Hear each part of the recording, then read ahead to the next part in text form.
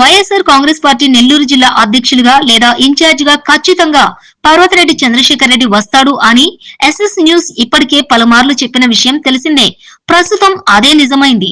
నెల్లూరు జిల్లా YSRCP working president గా MLC Parvathareddy Chandrasekhar Reddy, YSR Congress party అధినేత మాజీ ముఖ్యమంత్రి వైఎస్ జగన్మోహన్ రెడ్డి ఆదేశాలతో నెల్లూరు జిల్లాలో జిల్లా అధ్యక్షులు కాకాని గోవర్ధన్ రెడ్డి అందుబాటులో లేని కారణంగా YSRCP Nellore city incharge MLC Parvathareddy Chandrasekhar రెడ్డిని నెల్లూరు జిల్లా పార్టీ వర్కింగ్ ప్రెసిడెంట్ గా, అలాగే పెద్దిరెడ్డి మిథున్ రెడ్డి అందుబాటులో లేని కారణంగా నెల్లూరు జిల్లా వైఎస్ఆర్సీపీ రీజనల్ కోఆర్డినేటర్ గా మరియు మాజీ మంత్రి కారుమూరి వెంకట నాగేశ్వరరావుని పార్టీ కేంద్ర కార్యాలయం నియమించడం జరిగింది.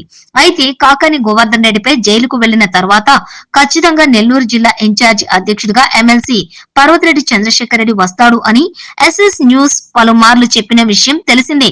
ప్రస్తుతం అదే నిజమైంది.